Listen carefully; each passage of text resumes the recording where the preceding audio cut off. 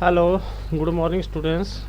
Myself, Dr. Narendra Singh, Associate Professor in Physics, Department of Basic Science, Oriental College of Technology, Bhopal. Today, I am going to deliver a lecture. The topic of my lecture is band formation in solids and the semiconductors.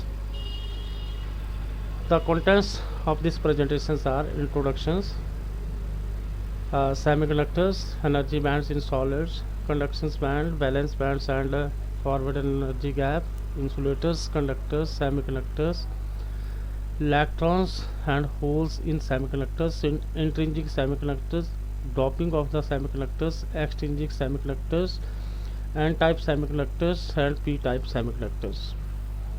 What are the semiconductors? तो basically semiconductors होते क्या हैं?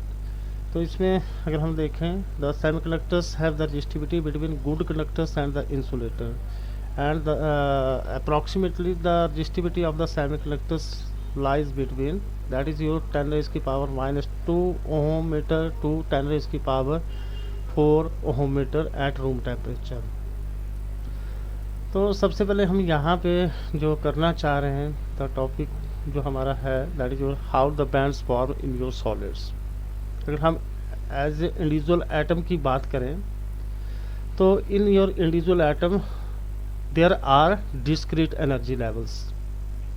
But it means, इसका मतलब ये हुआ कि the electrons in the atoms are divided into discrete energy levels. जैसे कि हम इलेक्ट्रॉन कॉन्फ़िगरेशंस में देखते हैं 1s2, 2s2, 2p6 and so on. But it conclude that कि इलेक्ट्रॉन जो जब भी किसी एटम में जो इलेक्ट्रॉन्स होते हैं, they are divided into different energy levels. जैसे for example we can see here how the electrons are distributed in your silicon atom at different energy levels. You can say that see L cell, there are 8 electrons in your L cell, K cell, M cell, N cell and so on. Now we have to form the solid.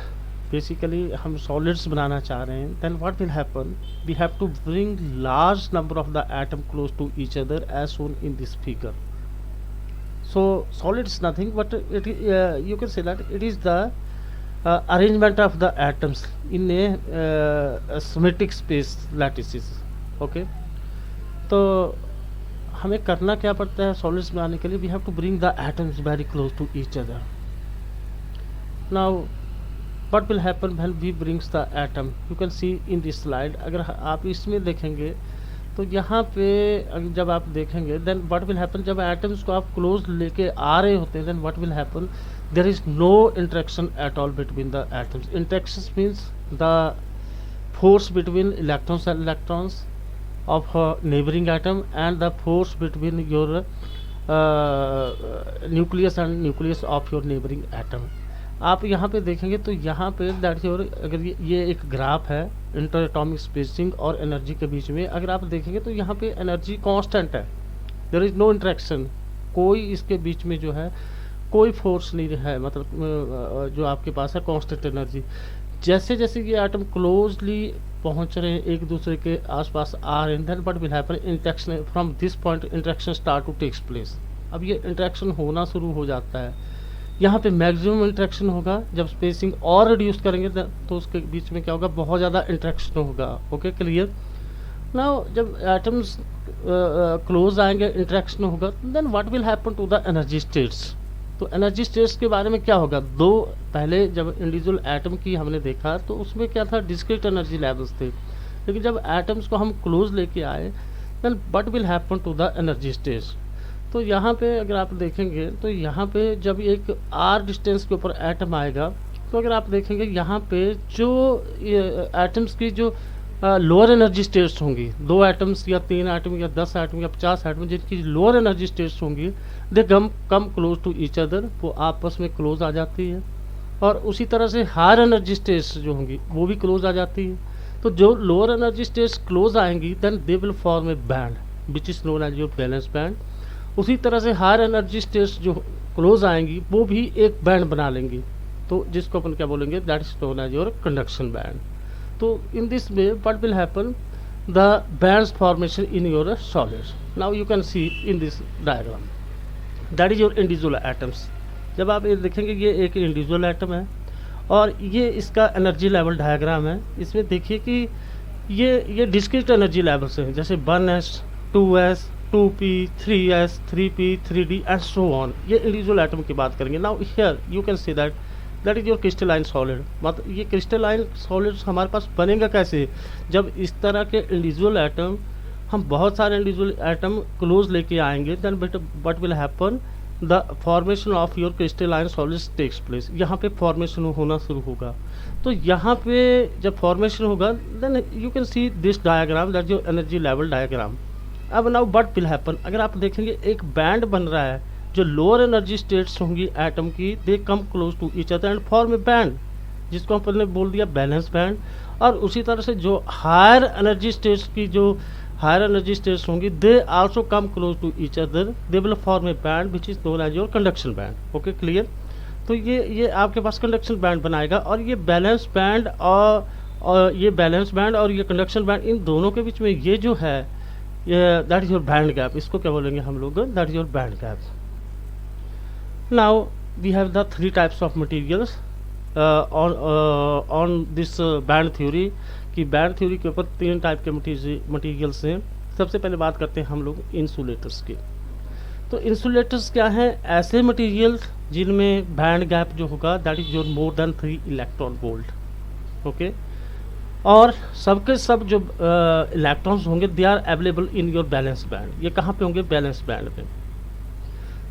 अगर हम बहुत ज़्यादा energy supply भी करते हैं ऐसे material को, बहुत ज़्यादा एक्सटर्नल फील्ड देते भी हैं, then what will happen, the electrons can not accommodate so much energy to cross this band gap. मतलब it means the electron cannot move from valence band to conduction band. इसका मतलब electron balance band से conduction band की तरफ नहीं move कर सकते. जब इलेक्ट्रॉन बैलेंस बैंड से कंडक्शन बैंड में नहीं जा पाएंगे, then what will happen, the conductivity of such materials is 0. Okay.